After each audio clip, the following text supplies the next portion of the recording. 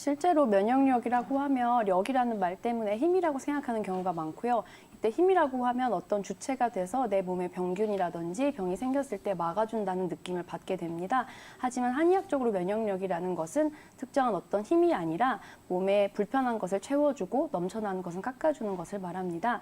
그래서 보약이라고 할 때 우리가 면역력 떨어지기 전에 보약 한 제 먹어야겠다라고 말씀을 하시지만 이것은 채워주기만 하는 것이 아니라 실제로 부족한 것은 채워주지만 넘쳐나는 것은 깎아줘서 몸의 밸런스를 맞춰주는 것이라고 생각하면 됩니다. 황만기 원장님께서 말씀하셨는데 과잉 면역, 면역력 저하에서 결국 이어지는 것은 자가 면역 질환이라고 볼 수 있습니다. 그래서 자가 면역 질환 같은 경우는 어떤 특정한 질병들을 말하는 것이 아니라 과거에는 특정한 원인들이 있어서 그거에 질병이 생겼는데 요즘 특정한 원인에 의해 병이 생기는 것이 드물고 오히려 면역력이 과잉돼서 내가 내 몸을 공격하는 상태가 되기 때문에 그런 병들을 자가면역 질환이라고 말하고 있습니다. 종류는 아주 다양합니다. 흔히 알고 계시는 류머티스라든지 크론병, 궤양성 대장염, 또 이제 피부 쪽으로는 아토피성 피부염, 건선 등이 있고요. 다른 것으로는 쇼그렌 증후군, 베체트병 등을 들어드릴 수 있을 것 같습니다. 피부 같은 경우는 아무래도 외부랑 직접 닿아 있는 장기이기 때문에 외부에서 들어온 어떤 물질에 상당히 예민하게 반응할 수 있습니다. 크게 나눠보면 면역력이 저하가 돼서 생기는 질환과 면역력이 너무 과잉돼서 생기는 질환 나눠볼 수 있고요. 면역력이 저하돼서 생기는 질환 중에는 한포진이라고 사실 지금 계절보다는 조금 더 더웠던 몇 달 전에 많이 생겼던 질환인데요. 한포진은 땀구멍 주변에 작은 수포들이 여러 개 생깁니다. 그래서 저희 작가님도 이 병을 앓는다고 하시는데 실제로 한포진 같은 경우는 쉽게 증상이 완화되기보다는 나아졌다, 심해졌다를 반복하게 되고요. 또 한포진 같은 경우에는 내가 컨디션이 좋아지면 바로 나아졌다가 좀만 더 피곤하다든지 약을 좀 많이 먹었다든지 과로를 하게 되면 바로 생깁니다. 반대로 면역력이 과잉돼서 생길 때는 아토피성 피부염이나 건선 등을 들 수 있고요. 아토피성 피부염과 건선 같은 경우는 진물이라든지 가려움증, 딱지가 않는다고 생각하시면 되는데 이것들은 피부의 보호 기능이 자기가 어떻게 낫는지를 잊어버렸을 때 오히려 과잉해서 피부를 보호하려다가 나타나는 증상들이라고 볼 수 있습니다.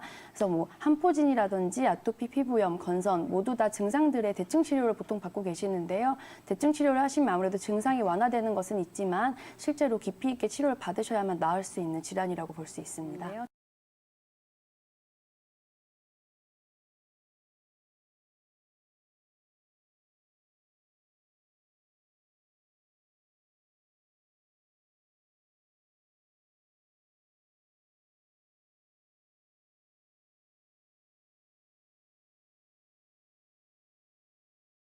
기본적인 개념을 면역력에 대해서 몇 가지 말씀을 좀 준비를 해봤는데요. 그 스트레스, 우리가 막연히 나쁜 거라고 생각하는 스트레스에도 결국은 우리한테 도움이 되는 좋은 스트레스가 있고 나쁜 스트레스가 있다. 즉 유 스트레스가 있고 디 스트레스가 있는데 그것과 마찬가지로 막연히 좋은 것으로만 생각하고 있는 이 면역력이라고 하는 거에도 좋은 면역력과 나쁜 면역력이 있다. 일단 요 개념을 좀 강조를 좀 드려보고 싶었어요. 그 좋은 면역력, 우리가 이제 조금 전에 이제 조혜린 원장님께서도 잘 설명을 해주셨듯이 한의학에서는 좋은 면역력을 정기, 바른 기운이라고 보통 표현을 많이 했습니다. 그래서 외부의 나쁜 기운, 사기가 들어왔었을 때 정기가 딱 단단하게 지키고 있으면은 그걸 잘 막아줄 수 있는 그런 개념으로서 좋은 면역력을 표현을 했었었는데 사실 제가 나쁜 면역력의 세 가지 상태에 대해서 좀 시청자 여러분들께 강조를 좀 드려보고 싶습니다. 뭐냐면 첫 번째는 면역의 저하 상태입니다. 이게 일반적으로 흔히 얘기하는 특히 이제 소아 청소년들한테서 많이 관찰될 수 있는 호흡기계 허약아나 소화기계 허약아가 바로 이런 면역 기능이 많이 떨어진 애기들, 특히 항생제나 해열제들을 너무 많이 적절하지 못하게 복용을 함으로써 이렇게 많이 면역력이 떨어진 애기들 주위에서 많이 보셨을 텐데 어쨌든 첫 번째는 만성적인 면역 저하 상태, 특히 호흡기 계통이나 소화기 계통의 면역 저하 상태, 이게 첫 번째고 두 번째는 지금 이제 화면으로도 나와 있지만 과잉 면역 상태입니다. 그러니까 한마디로 면역 반응이 오버한다는 얘기죠. 그런데 특히 이 두 번째 상황에서 내가 뭔가 이렇게 몸이 시원치 않은 것 같아라고 그래가지고 홍삼이라든지 각종 건기식 같은 거를 많이 먹게 되면은 오히려 그런 임상적 문제를 많이 꼬이게 만드는, 특히 두 번째 과잉 면역 상태는 대표적으로 알레르기 질환을 들 수가 있거든요. 현대인 분들의 거의 한 30에서 40% 정도가 역학조사상으로는 비염이라든지 아토피라든지 천식, 두드러기 이런 알러지 질환을 앓고 있다라고 나와 있는데 그런 상태에서는 건기식 같은 것도 좀 주의 깊게 드셔야 된다. 이게 두 번째로 말씀드릴 부분이었고, 세 번째가 자가 면역 상태라고 하는 나쁜 면역 상태가 있습니다. 이건 뭐냐면 면역 기능이 인식에 있어서 대혼란 상태인 거죠. 그러니까 전쟁으로 표현하면은 적군과 아군을 구별을 못하는, 피하 구분이 안 돼가지고 나쁜 면역 상태, 내 몸이 나를 공격하는 요 나쁜 면역 상태도 있으니까 내 몸이 어디가 부족하고 어디가 넘치는지를 잘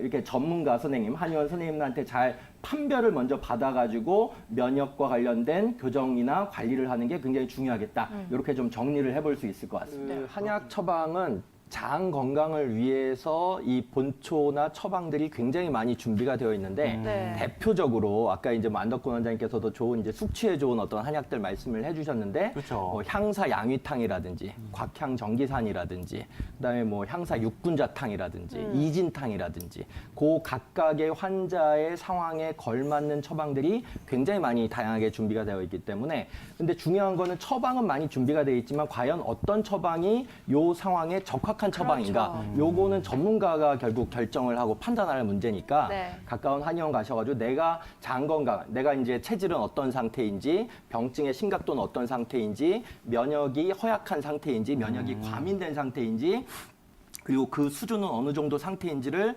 판별을 받고 난 다음에 처방을 가감을 해서 받으시는 게 굉장히 건강관리 측면에서 중요하다. 이렇게 정리를 해드릴 수 있을 것 같습니다. 소아 청소년 환자들을 주로 많이 보고 있는데 네. 아까도 여러 원장님들께서 잘 설명을 해주셨듯이 아까 제가 세 가지 나쁜 면역 상태의 첫 번째 상태에 있는 아기들, 즉 면역이 굉장히 떨어진 면역 저하 상태에 있는 아기들을 임상적으로 굉장히 흔하게 보게 됩니다. 거의 뭐 30일이면 20일 이상 병원 신세를 져야 되는 감기를 계속 달고 사는 그런 아기들. 그리고 감기 한 번 걸리면은 50% 이상의 빈도로 합병증화되는 아기들. 이런 아기들 주위에서 많이 보셨을 거고 밥을 막 이렇게 1시간, 2시간 쫓아다녀줘야지 겨우 한두 수저 먹어줄까 말까 하는 아기들. 그리고 조금만 더 먹으려고 하면은 헛구역질하고 토하고 그리고 변비설사 때문에 흡수가 잘 안 되는 듯한 그런 임상적인 양상을 가지고 있는 아기들이 굉장히 많은데 저는 뭐 여러 가지 이유가 있겠지만 선천적으로 사실은 좀 부족한 면역 상태가 좀 이렇게 수준이 좀 떨어지는 애기들도 있지만 후천적인 문제, 특히나 항생제나 해열제의 남용 때문에 면역 훈련이 덜 된 결과로 이렇게 면역 저하, 만성적인 면역 저하 상태에 빠져가지고 장기적으로는 정말로 감염 치레를 더 오히려 많이 하는, 당장은 좋은 것 같지만 결국은 더 많이 하게 된 이런 애기들을 굉장히 많이 보게 됩니다. 2008년도 1월 달에는 이런 애기들이 워낙 많다 보니까 우리나라에만 이런 애기들이 많은 게 아니고 전 세계적으로 이런 애기들이 굉장히 많았던 것 같아요. 그 미국 FDA라고 있습니다. 미국 FDA는 지금 이제 나오고 있지만 만 2세 영유아에 대해서는 OTC, 일반 의약품은 사실은 전문 의약품에 비해서는 상대적으로 좀 안전성이 입증됐기 때문에 이렇게 슈퍼에서도 팔 수 있는 게 OTC, 일반 의약품이라고 할 수 있는데 그래도 만 2세 영유아들에 대해서는 일반 의약품으로서의 기침 감기약조차도 투약을 삼가하는 게 좋겠다라고 하는 게 미국 FDA의 경고였습니다. 왜냐하면 이 당시도 그렇고 지금은 더 많이 이렇게 발표가 조금씩 되고 있고 대서특필은 안 돼가지고 인식을 세게는 못하고들 계신데 이 슈퍼박테리아가 그 2008년도, 9년도 때 굉장히 문제가 됐었거든요. 전 세계적으로. 그래서 앞으로 이제 항생제나 해열제를 너무 이렇게 어린 나이에 면역 훈련이 충분히 되기 전인 어린아이들에게 너무 많이 과다 투약을 하는 거는 슈퍼박테리아의 출현에 의해서 더 심한 어떤 합병증, 생명의 위협까지도 이렇게 생각할 정도의 합병증이 우려가 되기 때문에 주의를 해야 된다. 얼마 전에 이렇게 우리나라에서 살충제 계란 문제가 터졌지 않습니까? 그렇죠. 살 문제가 지금 아직도 해결이 안 되고 있는데 사실은 항생제가 굉장히 많이 배합된 공장식 밀집 사육 상태로 우리가 육류들을 많이 섭취를 하고 있기 때문에 알게 모르게 우리 애기는 병원 가서 항생제 처방 잘 안 받아요 하더라도 항생제 사료를 먹고 자란 뭐 닭이라든지 뭐 이렇게 아니면은 돼지고기라든지 소고기라든지 이런 것들 때문에 면역력이 나도 모르게 약해지는 경우가 많이 있기 때문에 이런 부분에 대해서도 주의가 필요하겠다. 이런 말씀을 드려보고 싶습니다. 네.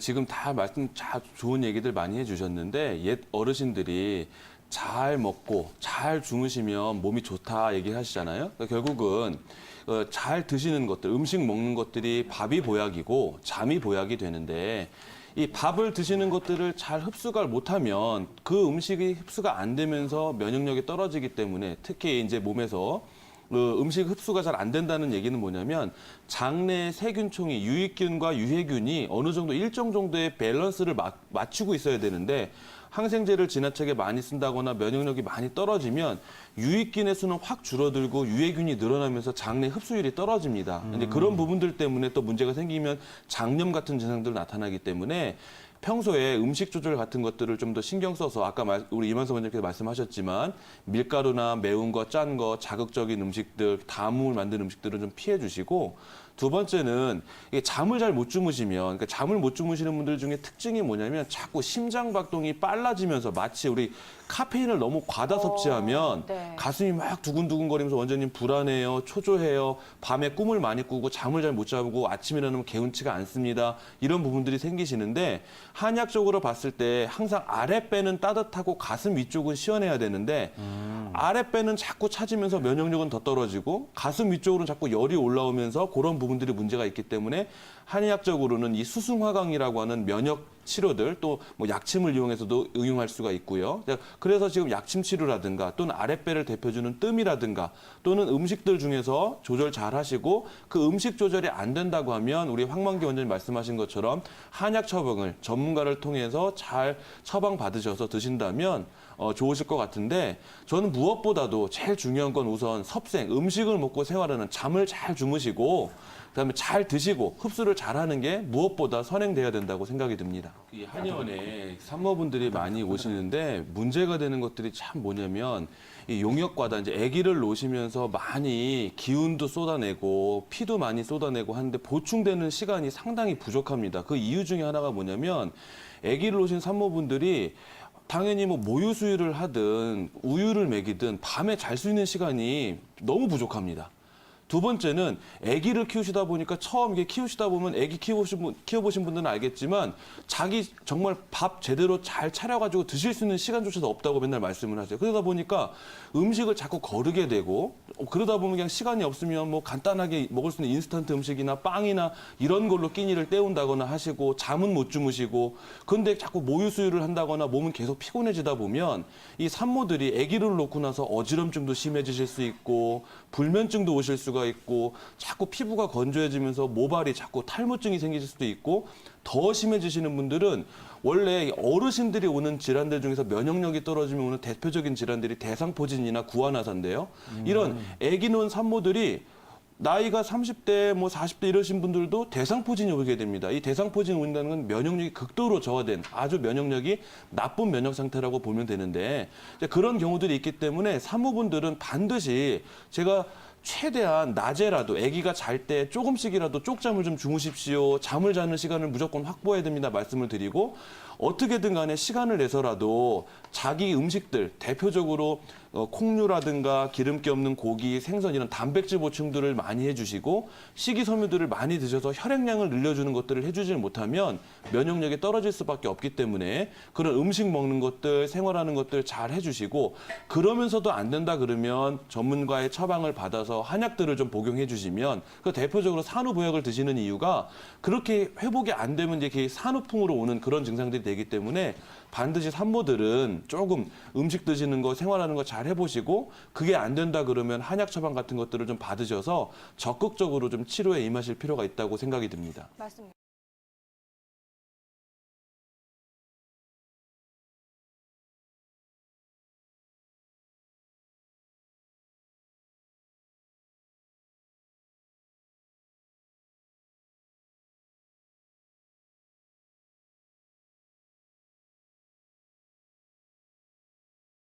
지금 두 아나운서분께서 대화를 하시는 와중에 아주 중요한 말씀 하셨는데요. 사실은 일반적으로 면역력이 떨어졌다고 하면 뭐 감기 몸살이라든가 뭔가 조금 뭐 병치를 잘 한다라든가 네. 이렇게만 생각할 수 있는데 사실은 이제 한약적으로도 봐도 그렇고 아니면 그냥 한약과 관계없는 의학적인 그냥 우리 몸을 전체를 봤을 때도 마찬가지입니다만 사실 장이 면역기에서 매우 중요합니다. 왜냐하면 그 일종의 장이라고 하는 것은 나무로 비유하면 일종의 뿌리와 같은 것인데요.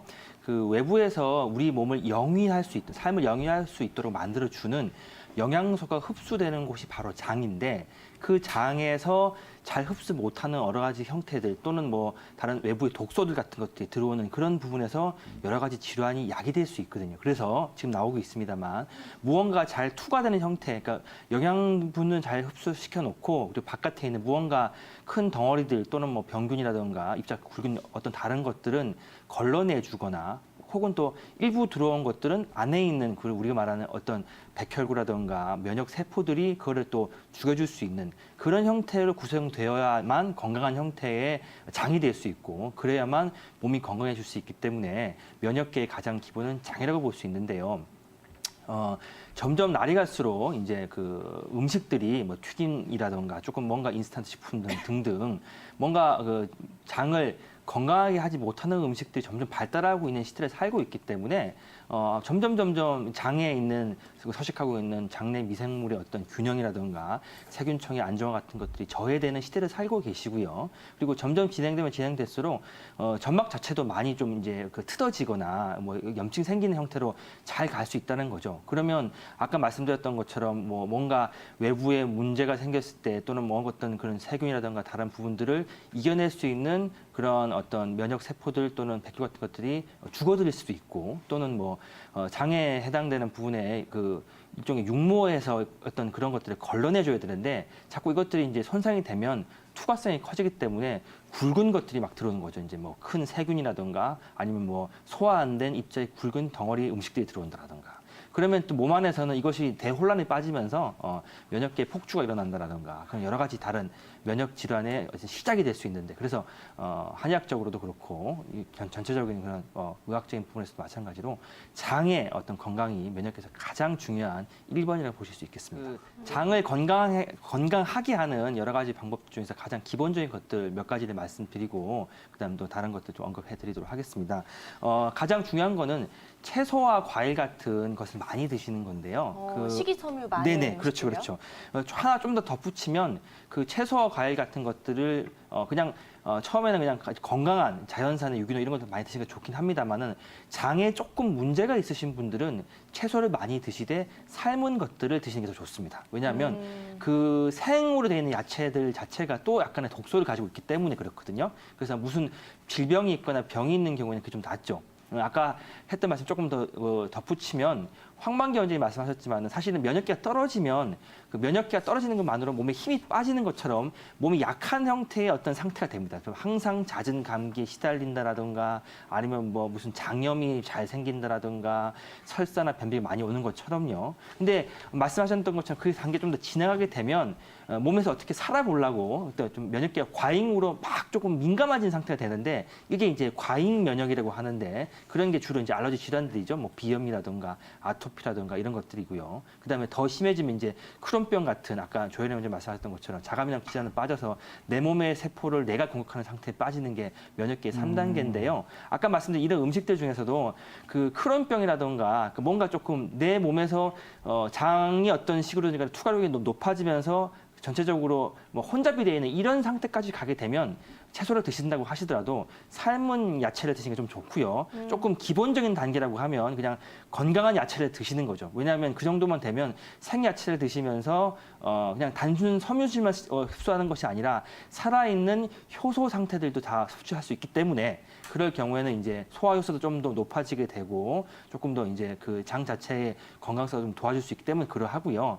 그런 단순한 이제 우리가 말하는 그 생야채 또는 뭐 그냥 섬유질이라든가 과일 말고는 가장 중요한 것들 중에 하나가 그 의약품에 오남용을 하지 않는 겁니다. 그 항생제라든가 여러 가지 뭐 비스테로이드성 진통제 같은 것들을 전문의의 진단 하에서 어쩔 수 없이 드시는 것 말고는 또 요새 워낙에 또 섭취할 수 있는 방법들이 많다 보니까 우선은 그냥 아프니까 막 섭취하는 경우도 있는데, 이런 것들이 들어오게 되면 장에 있는 어떤 염증이 좀 더 가중시켜진다라든가 투과율이 높아지면서 그만큼 더 안 좋은 또 병균이라든가 다른 것들이 오히려 더 들어올 수 있는 형태가 되거든요.